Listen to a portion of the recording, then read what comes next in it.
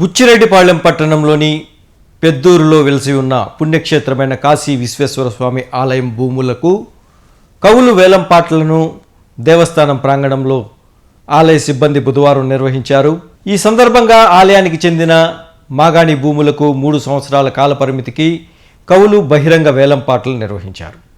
ఇందులో భాగంగా గత సంవత్సరం కంటే ఈసారి ఆలయ భూములకు హెచ్చు వేలంపాట్లు లభించినట్లు ఆలయ నిర్వాహకులు తెలిపారు. దేవస్థానానికి సంబంధించి పాటూరు, ఎల్లాయిపాలెం గ్రామాల్లో ఉన్న భూములకు వేలంపాట్లను నిర్వహణ వాయిదా వేసినట్టు దేవాదాయ శాఖ అధికారులకు అనుమతులతో వాటిని తిరిగి నిర్వహిస్తామని వారు తెలిపారు. ఈ కార్యక్రమంలో ఆలయ నిర్వహణ సిబ్బంది, రైతులు పాల్గొన్నారు.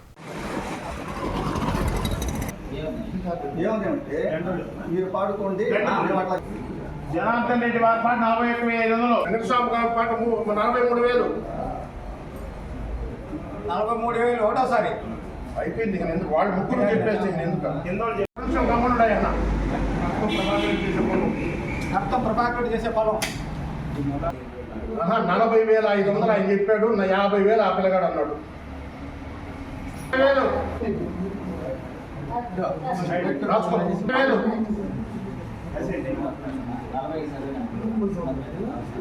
మీ ఇంటి పేరు ఏంటయ్యా? కనపర్తి మల్లికార్జున పాట 50,000.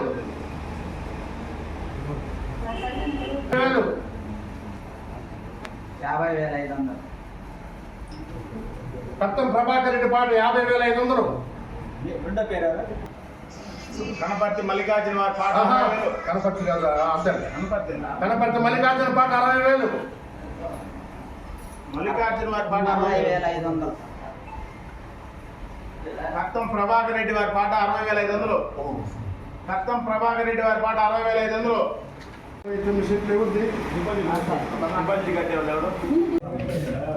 బుచ్చిరెడ్డిపాళెం కాశీ విశ్వనాథ స్వామి దేవస్థానం భూములు బహిరంగ వేలంపాట 3 సంవత్సరాలు జరిగింది.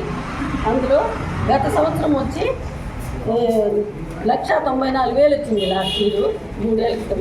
ఇప్పుడు మళ్ళీ తిరిగి వాటిని వేలం పెట్టగా 4,12,000 వచ్చింది. అందులో నాగమాంబాపురానికి సంబంధించిన ఎకరాలు స్వామివారి శివరాత్రికి బ్రహ్మోత్సవాలు జరుగుతాయి. దానికి గాను ఈ సంవత్సరము 1,87,000, అంటే గతంలో అయితే 1,14,000 వచ్చిందండి.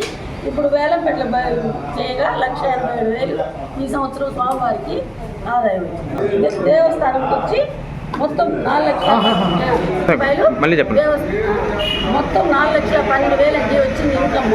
అందులో 1,87,000 శివరాత్రి మహోత్సవానికి బ్రహ్మోత్సవాలు జరుగుతుంది.